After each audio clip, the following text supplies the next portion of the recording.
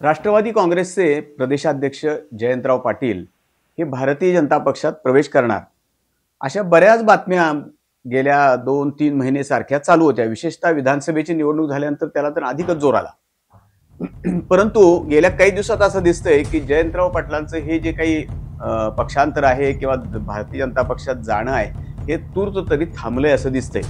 माझी गॅरंटी घेऊ नका, माझं काही खरं नाही असं भुवया उंचावणारं विधान जयंत पाटलांनी केलं। कधी काय होईल हे कोणा सांगता येतं का? आता आपण बघितलं अजितदादा, भुजबळ साहेब, दिलीप वळसे पाटील साहेब हे आमच्या सोबतीला कोणी स्वप्नात तर विचार केला होता का? पण ते झालं। जयंत पाटील भाजपात जाणार। जयंत पाटील लवकरच भाजपात प्रवेश करतील असं सूचक वक्तव्य भाजपा खासदार संजय काका पाटलांनी केलंय। मंत्रिमंडळातील रिकामी खुर्ची पाटलांसाठी। माझी गॅरंटी घेऊ नका, माझं काही खरं नाही।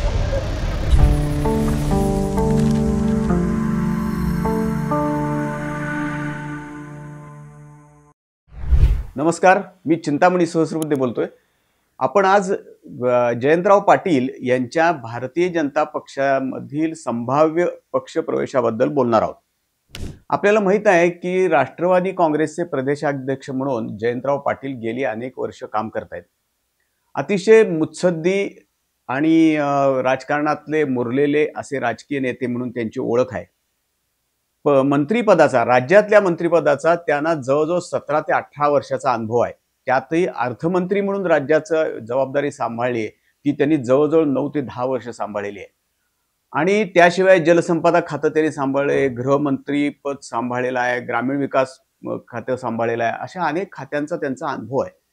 तर अशा जयंतराव पाटील यांचा भाजपमध्ये प्रवेश होणार अशा अनेक बातम्या मध्यंतरीच्या काळात आलेल्या होत्या। गेल्याच महिन्यात केंद्रीय मंत्री नितीन गडकरी साहेब इस्लामपूरमध्ये एका कार्यक्रमासाठी आलेले होते। जयंतराव पाटलांनीच एक कार्यक्रम आयोजित केला होता, त्याच्यासाठी गडकरी साहेब आले ते। तर त्यावेळेला तर काहींनी मुहूर्त सुद्धा काढला की त्या मुहूर्तावरच आता जयंतराव पाटील पक्षप्रवेश करणार, भारतीय जनता पक्षात जाणार, त्यांच्यासाठी एक मंत्रिपद शिल्लक ठेवलेलं आहे। कारण सांगली जिल्ह्याला मंत्रिपद मिळालेलं नाही या नवीन सरकारमध्ये, त्यामुळे हे जे मंत्रिपद आहे हे जयंतरावांकरताच ठेवले काय अशी चर्चा बरेच दिवस चाललेली होती। मंत्रिमंडळातील रिकामी खुर्ची पाटलांसाठी। एक जागा अजून रिकामी आहे ना, मंत्रिमंडळामध्ये अजून एक जागा रिकामी ठेवलेली आहे। परंतु आता मात्र असं दिसतंय की स्वतः जयंतरावांचं स्टेटमेंट, अगदी जरी देवेंद्र फडणवीस मुख्यमंत्री यांनी जरी असं म्हटलं की जयंतराव काय अजितदादांचे ऐकत नाहीत आणि माझंही ऐकत नाहीत, हे जरी काही म्हणलेलं असलं तरी राजकारणामध्ये बोलणं वेगळं असतं आणि प्रत्यक्ष कृती वेगळी असते। आपल्याला असं दिसतंय गेल्या काही दिवसांमध्ये थोडासा जयंतराव पाटलांचा भारतीय जनता पक्षातल्या प्रवेश प्रकरणावरती थोडासा पडदा पडत चाललेला आहे। आणि त्यांच्याही काही विधानं अशी आहेत, त्यांनी आता परवाच असं सांगितलं की मी सगळ्याच पक्षाच्या संपर्कात असतो, त्यामुळे काय भारतीय जनता पक्षाच्या संपर्कातच मी केवळ असतो असं नाही, तर सगळ्याच पक्षांच्या असतो, मी एका पक्षाचा अध्यक्ष आहे, त्यामुळे साहजिकच सामाजिक कामामध्ये, राजकीय कामामध्ये वेगवेगळ्या पक्षांशी संबंध येतो आणि ते बरोबर आहे त्यांचं स्टेटमेंट। तर आता प्रश्न असा निर्माण झाला आहे की मुळात अशा बातम्या उठल्या का की भारतीय जनता पक्षात ते प्रवेश करणार अशा, आणि आता थांबल्या का? या दोन्ही प्रश्नाची उत्तर आपल्याला अजूनपर्यंत तरी फारशी नेमकी मिळालेली नाहीत। त्याच्याबद्दल चर्चा चालू आहे वेगवेगळी। आता भारतीय जनता पक्षात ते का जाणार?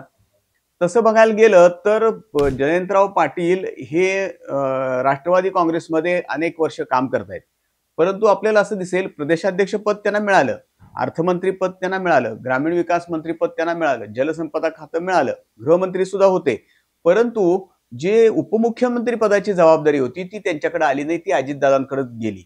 त्यानंतर जेव्हा विधानसभेमध्ये विरोधी पक्ष नेत्याची निवड करायची वेळ आली तेव्हा सुद्धा ते पद अजितदादांकडे गेलं, ते जयंतरावांकडे गेलं नाही। त्यामुळे थोडी त्यांची कुचंबणा होतीये काय? आणि शिवाय असं आहे की सांगली जिल्ह्यात आणि महाराष्ट्रात सुद्धा राष्ट्रवादी काँग्रेसचे जे जयंतराव पाटील यांचे समर्थक आहेत त्यांचा साधारणपणे असं अनेक वर्षाचं म्हणणं असं आहे की जयंतराव पाटील हे मुख्यमंत्री पदासाठीचे अत्यंत योग्य आणि कर्तबगार असे नेते आहेत, त्यामुळे त्यांना मुख्यमंत्री पद मिळालं पाहिजे अशी बरेच दिवस चर्चा चाललेली असते।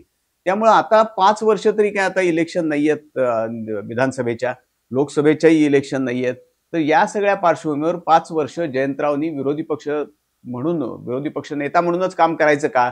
त्यातही ते पद सुद्धा आता राष्ट्रवादीला मिळेल अशी परिस्थिती नाही विधान परिषदेमध्ये विरोधी पक्षनेते पदाची, म्हणजे कुणालाच मिळते का नाही महाविकास आघाडीतला हाच मुळात प्रश्न आहे। त्यामुळे साहजिकच चर्चा सुरू झाली की आता जयंतराव पाटील हे भारतीय जनता पक्षात जाणार. त्यांच्यासारखा एवढा सिनियर, एवढा मुरब्बी राजकारणी, एवढा प्रचंड अनुभव असलेला आणि अनेक संस्थांचं पाठबळ असलेले, लोकांशी सतत संपर्क असलेले जयंत पाटील हे भारतीय जनता पक्षात जाणार अशी एक हे उठली. त्यामुळे साहजिकच त्यांच्या सगळ्या अनुयायांमध्ये सुद्धा जरा बऱ्यापैकी परिस्थिती निर्माण झाली. ती सांगली जिल्ह्यात असेल किंवा राज्यात सुद्धा असेल की बरं झालं साहेब जर तिकडे गेले तर आपल्यालाही थोडं काम करता येईल, सत्तारूढच्या पक्षाच्या बरोबर राहता येईल.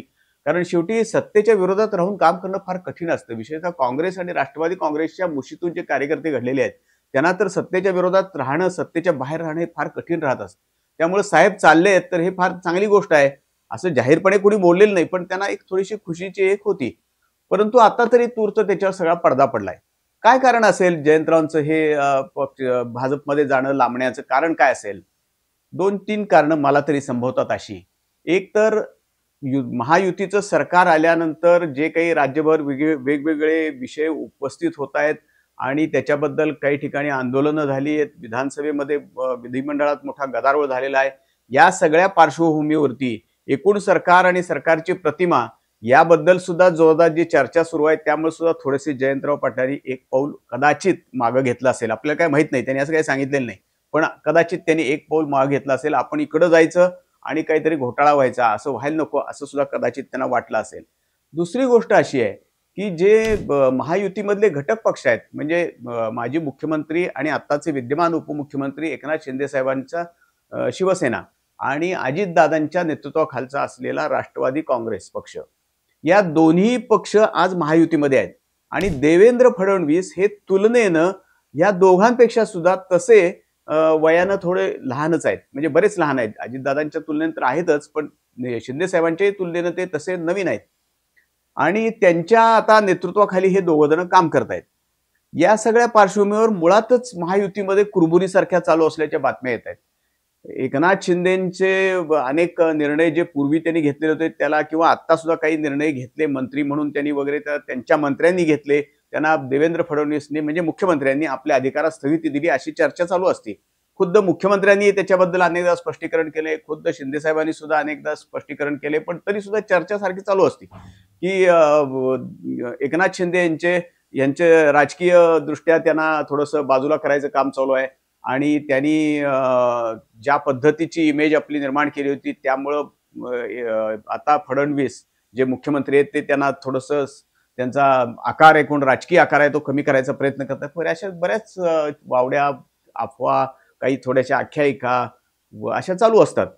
या सगळ्या पार्श्वभूमीवरती जयंतरावांनी सुद्धा विचार केला असेल की महायुतीमध्येच अशी कुरबुर चालू आहे सारखी.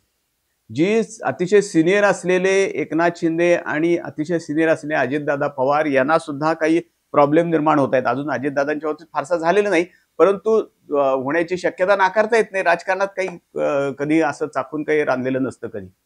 तर त्यामुळं आपण आता त्यात जायचं, आधीच यांच्यात चाललेलं आहे असं सगळं, त्यात आपण परत भाग घ्यायचा, ते काय होईल, आपलं काय होईल याच्यामध्ये. दुसरा एक सगळ्यात महत्वाचा प्रश्न असा आहे की जयंतराव पाटील यांचा मंत्रिपदाचा अनुभव, त्यांचं वय आणि एकूण सगळा राजकारणातला त्यांचा मुत्सद्दीपणा, मुरब्बीपणा, ह्या सगळ्या पार्श्वभूमीवरती मुख्यमंत्री देवेंद्र फडणवीस तसे नवीन आहेत, तसे ज्युनियर म्हणता येतील आपल्याला ह्यांना. जरी त्यांना 10 वर्षाचा आता बऱ्याच वर्षाचा अनुभव आहे, त्यांना 5-7 वर्षाचा मुख्यमंत्री पदाचा, उपमुख्यमंत्री पदाचा, विरोधी पक्षनेते पदाचा, तरी सुद्धा देवेंद्र फडणवीसांच्या नेतृत्वाखाली आपल्याला भाजपमध्ये काम करायला लागेल. आणि देवेंद्र फडणवीस हे सुद्धा अत्यंत मुरब्बी राजकारणी म्हणून आता ओळखले जातात, अत्यंत मुत्सद्दी राजकारणी म्हणून ओळखले जातात. राजकारणातले डावपेच त्यांना चांगले कळलेले आहेत. महाराष्ट्र त्यांना चांगला समजलेला आहे. महाराष्ट्रात ठिकठिकाणी त्यांनी आता आपला गट हळूहळू बळकट करायला सुरुवात केलेली आहे. या सगळ्या पार्श्वभूमीवरती आणि त्यांनी ज्या पद्धतीनं नवीन सरकार स्थापन केलं, माजी मुख्यमंत्री उद्धव ठाकरे यांचं सरकार पाडलं, किंवा आत्ताच्या या नवीन निवडणुकीमध्ये सुद्धा विधानसभेच्या ज्या पद्धतीचा विजय मिळवला, या सगळ्या पार्श्वभूमीवर देवेंद्र फडणवीस हे सुद्धा काही आता अगदी नवखे किंवा राजकारणात अगदी अनभिज्ञ नेते आहेत असं राहिलेलं नाही. त्यामुळं त्यांच्याबरोबर काम करायचंय आपल्याला, भारतीय जनता पक्षात काम करायचंय. महायुतीमध्ये असलेल्या घटक पक्षाच्या नेत्यांना थोडंसं जिथं अडचणी येत आहेत तिथं आपल्याला सुद्धा येऊ शकतील काय, असा कदाचित अत्यंत मुरब्बी आणि मुत्सद्दी असलेल्या जयंतराव पाटील यांनी सुद्धा विचार केलेला असेल. आणि त्यामुळंच त्यांचं सध्या तरी त्यांनी पक्षप्रवेशाचा विषय हा कदाचित बाजूला ठेवलेला असावा. प्रत्यक्षात त्यांनी असं ह्याच्याबद्दल काही स्टेटमेंट केलेलं नाही, की मी जाणार आहे किंवा नाही जाणार आहे, काहीच बोललेले नाहीत ते. परंतु असं तरी दिसतंय की ह्या सगळ्या कारणांमुळे सध्या तरी जयंतराव पाटील यांचा हा भारतीय जनता पक्षातला जो कथित किंवा संभाव्य किंवा तथाकथित म्हणू आपण असा पक्षप्रवेश तूर्त तरी लांबल्यासारखं दिसतंय. एकूण परिस्थितीमध्ये पाहिलं तर तसं एकूण परिस्थिती दिसतेय. तुम्हाला काय वाटतंय? का म्हणून जयंतराव पाटील जाणार अशी सुद्धा चर्चा होती आणि आता जाणार नाहीत अशी कशामुळे चर्चा आहे? काय कारण असतील जयंतराव पाटलांचा हा पक्षप्रवेश लांबण्याला? आपण अवश्य आम्हाला कळवा. तोपर्यंत धन्यवाद.